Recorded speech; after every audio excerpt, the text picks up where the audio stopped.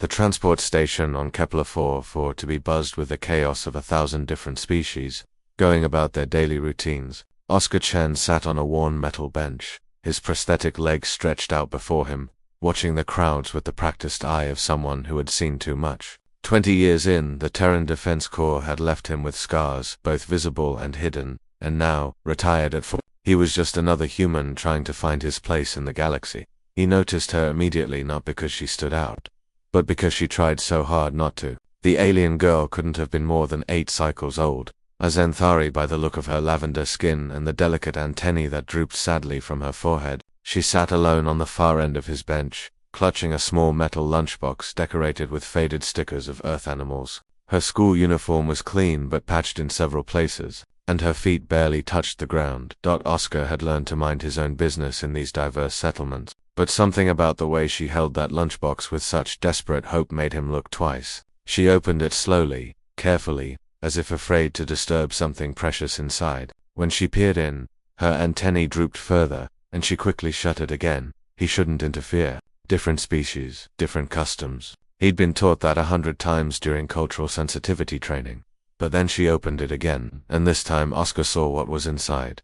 Nothing, absolutely nothing. The lunchbox was completely empty, not even a forgotten crumb. Yet the little Xanthari girl was moving her 3-fingered hand inside as if scooping something out, bringing it to her mouth and chewing with exaggerated contentment. She was pretending to eat an invisible lunch. Oscar's chest tightened. He'd seen hunger before, on colony worlds ravaged by war, in refugee camps where supplies couldn't reach. But there was something about watching a child pretend to eat that hit differently. It wasn't just hunger, it was dignity struggling against impossible circumstances. The girl noticed him watching and froze, her large amber eyes going wide with embarrassment. Her antennae flattened against her skull's Xanthari sign of shame. She slammed the lunchbox shut and stood to leave.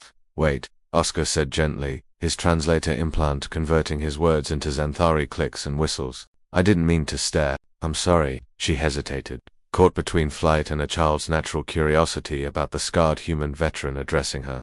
"My name's Oscar," he continued, keeping his voice soft. "What's yours?" "Daisy," she whispered, the translator making her voice sound like wind chimes. "My teacher gave me that Earth name. She said it means flower. It's a beautiful name."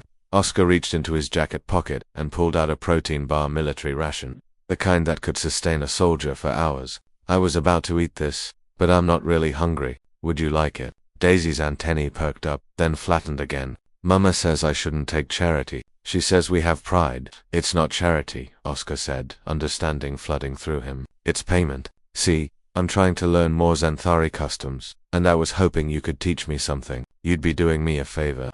It was a transparent excuse, and they both knew it, but it allowed the girl to accept with her dignity intact. She took the protein bar with trembling hands, unwrapped it with careful precision, and took a small bite. Her antennae shot straight up in delight. "It's good," she said, surprised. Then, remembering her manners, she broke off a piece and tried to hand it back. "You should have some too." Oscar had to look away for a moment, his eyes stinging. "You keep it. I've got plenty."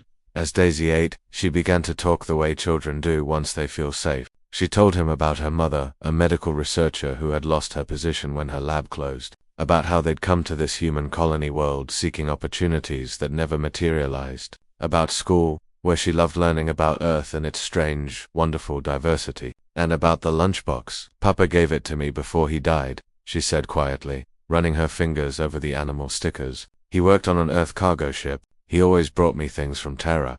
I keep the lunchbox because it reminds me of him."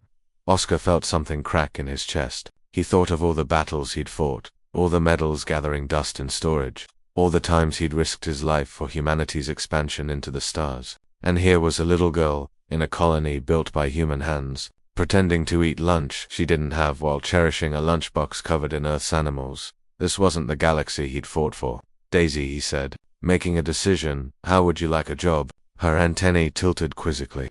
"I've been looking for someone to help me with something important. See, I'm opening a community kitchen, a place where anyone can get a hot meal, no questions asked. But I don't know much about non-human foods. I need a consultant. Someone smart, someone who knows what different species eat." "Really?" Hope blazed in her amber eyes. "Rickly, and consultants get paid." He smiled. "First order of business, could you and your mother meet me here tomorrow?" I'll need to discuss the position properly, and I should probably hire your mother too. We'll need someone who understands nutrition across different species.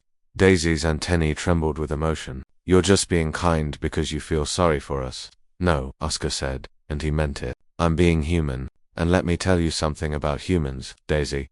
We're not always the smartest species, and we're definitely not the strongest, but we survive because we take care of each other, and that includes anyone who becomes part of our community. Your father worked on an Earthship. That makes you family. Tears iridescent and beautiful rolled down Daisy's lavender cheeks. She threw her arms around Oscar, and he hugged her back. This small alien child who had reminded him why he'd worn the uniform in the first place. The next day, Oscar used his military pension to start the paperwork for his community kitchen. By the end of the week, Daisy's mother had a new job. Within a month, the kitchen was feeding 200 people a day, humans and Thari and a dozen other species. And every day, Daisy brought her lunchbox to work. But now it was full. Oscar kept a photo on his kitchen office wall Daisy on opening day, her antennae high with pride, holding that beloved lunchbox covered in earth animals. Whenever donors or volunteers asked him why he'd started the kitchen, he'd point to that picture. Because, he'd say, no child should ever have to pretend to eat. Not in any world we build. That's what being human means. And every person who heard the story understood. Humanity's greatest strength had never been its weapons or its ships. It was its refusal to look away from an empty lunchbox. The end.